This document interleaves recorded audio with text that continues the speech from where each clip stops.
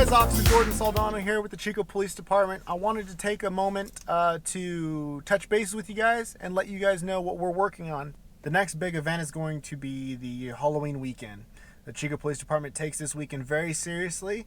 There's a whole operations plan in place for the weekend of Halloween and surrounding weekends. We are coordinating with other agencies in the area, such as Butte County Sheriff's Office, the University Police Department, the California Highway Patrol, ABC, and oftentimes probation and parole will be out on patrol as well. There will be a lot of extra staffing. Officers will be on foot in unmarked vehicles and regular patrol. I wanted to share a couple of things with you. I've got some notes taken down and just some tricks and tips on how to stay out of trouble and to be safe. So the first thing that I mentioned before in another video is that there is a special municipal code that does go into effect. It's the glass ban or the glass free zone in the city of Chico. This will run from Thursday, October 31st at 6 p.m. to Sunday, November 2nd at 6 a.m. Let's take a look. I'm going to show you guys. So it's just a certain area of Chico. Let's take a look. The glass free ban zone will be from Flume Street west to Cedar Street and south from West 7th Street all the way to Flume Street. So Big Chico Creek south to 7th Street. So this is the area of the glass free zone. So let me zoom in here. You guys take a look. So this entire area, you cannot have any sort of glass containers. So please be aware that if you are walking around with a glass container or bottles, you run the risk of being cited. So the other thing I want to talk about is MIPs. If you're under the age of 21, don't drink. You can't be drinking. It's illegal. If you are caught with alcohol in your possession, you will be cited. Not only do you have to pay the fine, but you also lose your license for a year. So it's really not worth it. The other thing is open containers. The city of Chico, just like any other city that I'm aware of, you can't walk around with open containers of alcohol. So no open containers. Noise complaints. The way the noise complaints usually work is the first time it's usually a warning. The second time, third time, fourth time after that, you end up getting cited, and it's just not worth it to be paying out money because you have a party or a gathering that's too loud. The other thing is when you are having a gathering or a party, please keep it small, keep it reasonable, something that you can manage. Last thing you really want is for people that you don't know coming into your home or causing problems. You are responsible for the things that happen at your home, so please be aware of that. The other thing is DUIs. Honestly, I don't know why people even risk it. I mean, in this day and age, we have Uber, Lyft, taxis.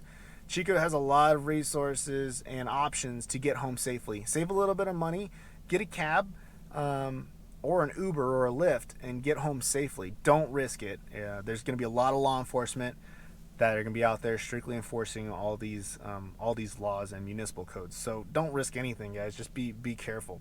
Don't binge drink. Don't drink a lot of alcohol at one time. Take it slow, like I said, and just monitor yourself and stay in control.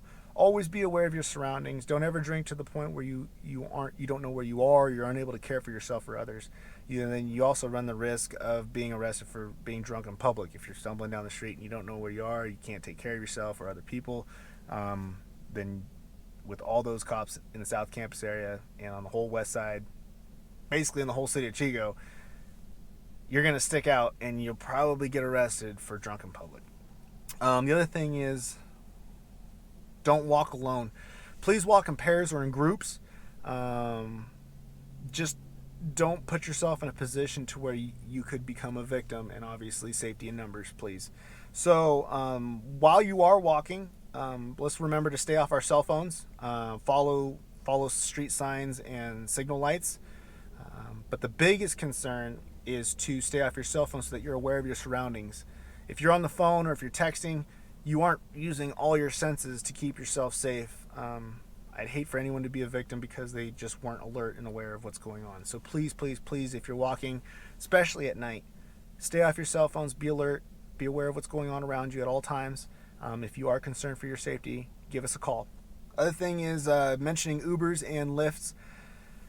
Don't get into a vehicle with unknown people. Make sure that you take that couple extra seconds to check your app if you're using Uber or Lyft. Confirm that it is the vehicle that's supposed to be picking you up, and confirm that the driver matches who you're expecting to pick you up.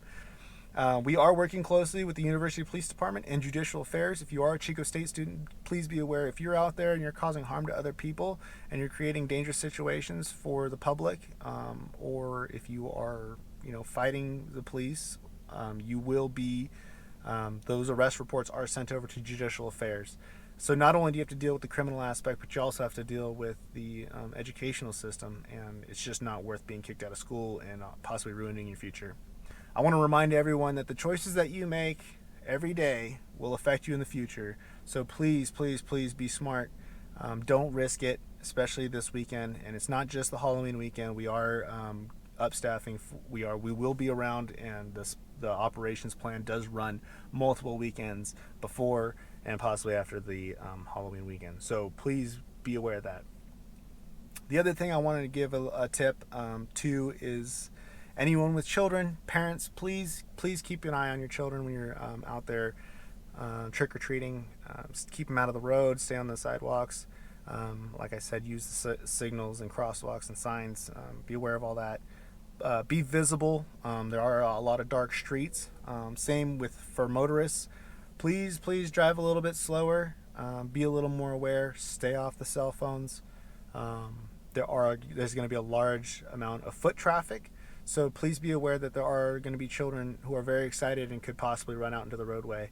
So please be safe. I want to remind everyone that the speed limit in neighborhoods is set at 25, whether it's posted or not.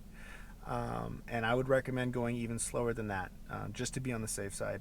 So those are my tips for the Halloween weekend coming up. Hopefully you guys listen, and hopefully it's beneficial to you guys, and you'll be able to be a little bit safer and stay out of trouble. We're going to take you guys out with us on patrol for the special event. So please keep an eye out for that video. It should be pretty entertaining, hopefully, and may possibly go live. So please keep an eye out for that. Don't forget to like, subscribe, comment below, and follow along, and we'll be in touch. Thanks, guys.